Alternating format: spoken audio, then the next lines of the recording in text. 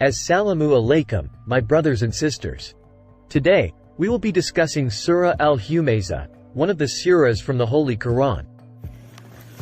Bismillahirrahmanirrahim. Wailul likulli humazatil lumazah alladhi jama'a malan wa 'addadah yahsabu anna malahu akhladah كلا لينبذن في الحطمة وما أدراك ما الحطمة نار الله الموقدة التي تطلع على الأفئدة إنها عليهم مؤصدة في عمد ممددة. This surah talks about the dangers of backbiting, slander, and materialism. Let us delve deep into the meaning and asbabun nuzul of this surah, and discover the important lessons that it teaches us.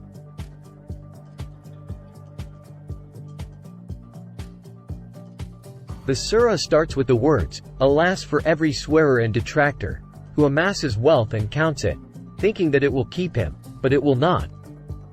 These words serve as a warning to those who indulge in backbiting and slander, and believe that their wealth will protect them.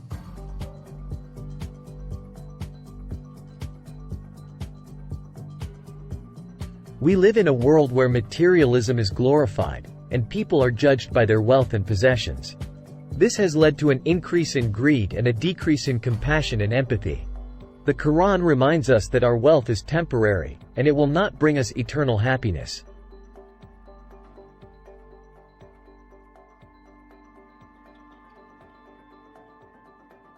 The next verse of Surah Al-Humazah says, "Indeed, he will be thrown into Huthama."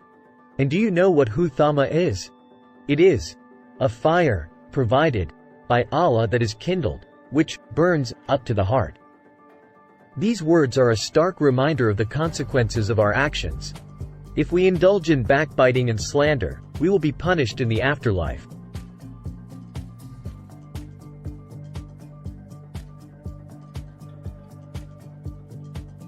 Huthama is described as a fire that burns up to the heart.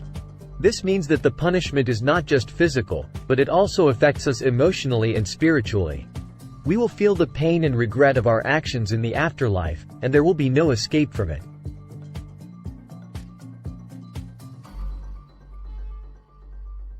The final verse of Surah Al-Humazah says, "Verily, the fire is shut up tightly over them, while they are fastened to long poles." This verse describes the punishment of the backbiters and slanderers, who will be tied to long poles and thrown into the fire. This is a terrifying image, and it should serve as a warning to all of us. But it's not too late to change our ways. We can still seek forgiveness and make amends for our actions.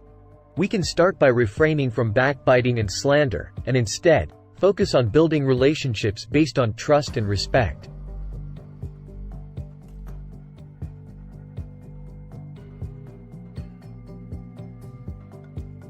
Let us remember that our wealth and possessions are not the measure of our worth.